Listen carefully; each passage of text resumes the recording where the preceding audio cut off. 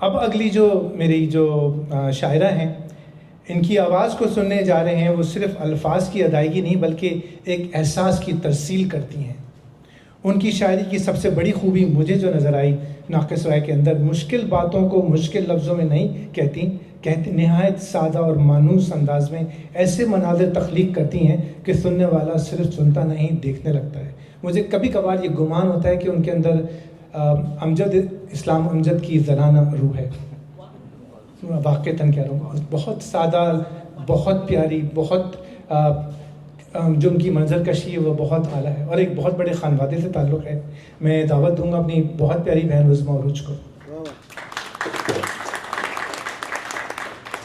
عزت افزائی اور ذرا نوازی کے لیے بہت شکریہ۔ آپ سب نے آ کے یہاں پہ شکریہ ادا کیا میزبانوں کا۔ سچی بات تو یہ آئی تھنک کسی نے کہا بھی تھا کہ میزبان آپ سب ہیں، اور اگر آپ سب کی معاونت اور شمولیت نہیں ہوتی تو یہ محفل نہیں ہوتی اور اتنی کامیاب نہیں ہوتی۔ تو آپ سب کا بےحد شکریہ۔ دیکھ کے بہت خوشی ہوئی کہ ادب کو سراہنے والے اور پسند کرنے والے اور چاہنے والے ابھی باقی ہیں اور انشاءاللہ رہیں گے۔ دوسری بات، یہ نظم میں نے جو کہی آزاد نظم، میں آزاد زیادہ نہیں کہتی، ابھی میں نے زیادہ پہلے عرصے سے کچھ بہت دنوں سے نہیں، چند دنوں سے کہنا شروع کیا ہے۔ تو آزاد نظم میں کہیں غلطی ہو، کہیں اونچ نیچ ہو تو معذرت، لیکن اس سے پہلے ایک وضاحت کر دوں، اس کے لیے تھوڑا سا بیک گراؤنڈ بتانے کی ضرورت پڑے گی، پس منظر۔ میری پرورش میری نانی نے کی۔ میری پیدائش کے بعد انہوں نے مجھے گود لے لیا تھا اور زندگی کے پہلے 18 سال ان کے ساتھ گزرے۔ بے انتہا نفیس، طرحدار، باوقار، انتہائی ذہین خاتون، پڑھی لکھی نہیں تھی زیادہ، لیکن زمیندار گھرانے سے تعلق رکھتی تھیں۔ بہت اچھا وقت دیکھا اور پھر بہت برا وقت بھی دیکھا، لیکن میں نے ان کے منہ سے کبھی شکایت کا لفظ نہیں سنا۔ اور مجھے جس طرح سے انہوں نے پرورش کیا، مجھے لگتا تھا کہ وہ مجھ میں سب کچھ سمو دینا چاہتی تھی۔ اسکول میں کوئی مقابلہ ہوتا تھا تو مجھ سے یہ نہیں پوچھا جاتا تھا کہ تم حصہ لے رہی ہو، مجھ سے یہ پوچھا جاتا تھا تم کیا کر رہی ہو۔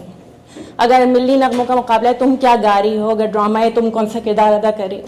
تو ان کی حوصلہ افزائی، ان کی محنت، ان کو کھڑے ہو کے مجھے ادائیگی بتانا، ریہرسل کرانا، اس کی وجہ سے جو خود اعتمادی پیدا ہوئی وہ میرے بہت کام آئی زندگی۔ تو یہ نظم میں نے جو لکھی ہے، اس کی تشکیل میں وہ نانی کا ذکر نہیں آ سکا، لیکن جہاں جہاں میں نے اپنی والدین کا تذکرہ کیا ہے، میں اس کی وضاحت ضروری سمجھتی ہوں، وہاں وہاں وہ شامل ہے۔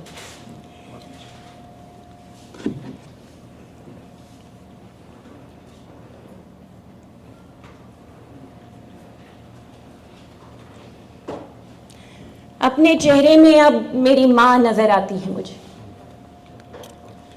اپنے چہرے میں اب میری ماں نظر آتی ہے مجھے، لہجہ کچھ والد محترم سا ہو چلا ہے۔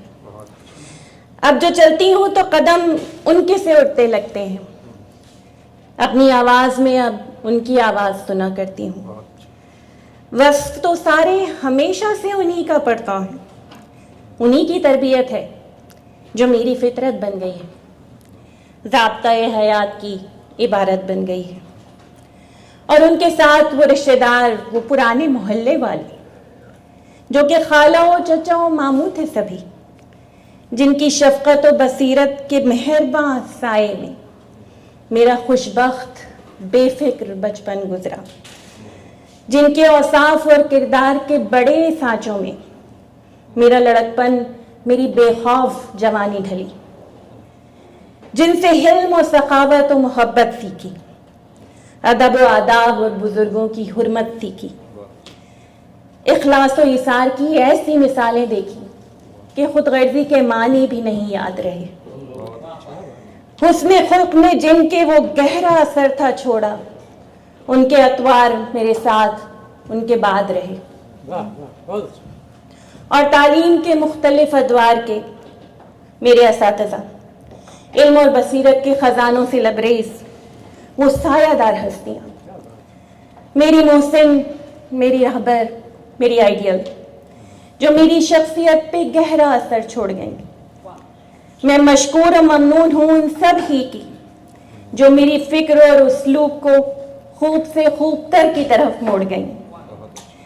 تو اگر آج مجھ سے مل کے کوئی خوش ہوتا ہے، میری باتیں، میرا لہجہ، میرا اخلاص و طریق اگر اسے قابل تعریف نظر آتے ہیں، وہ یہ سمجھ لے کہ اس کا صحرا کسی طور میرے سر نہیں جا سکتا.